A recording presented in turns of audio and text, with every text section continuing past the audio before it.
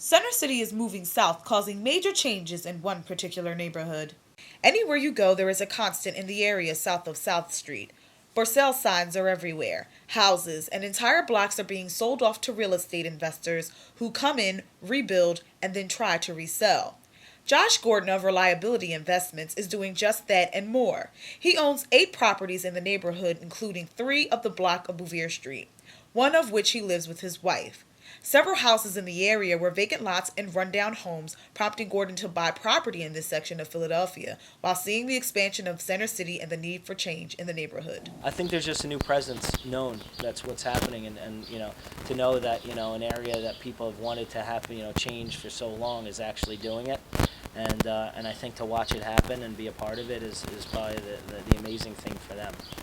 But trying to revive a neighborhood also has its downside.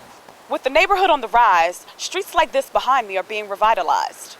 But at what cost to longtime residents?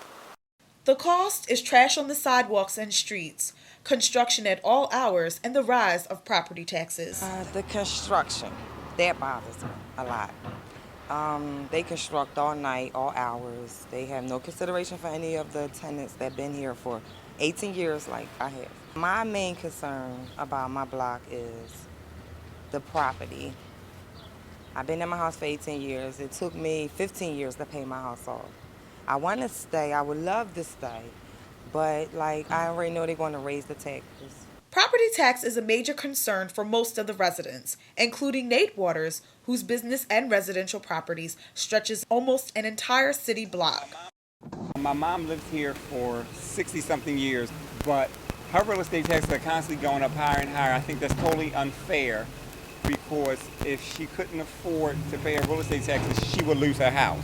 When the new houses that are being built and put up, they get a 10-year abatement. I don't totally understand why.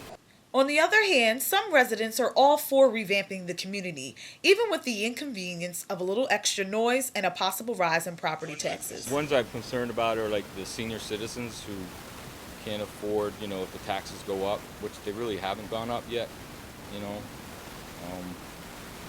But overall, I think it's a great thing. Either way you slice it, the redevelopment of the area south of South Street is in full swing. As the properties are being built, there may be no getting around a rise in taxes, a slow migration of affluent residents moving in, and people like Nate and DORETHA moving out.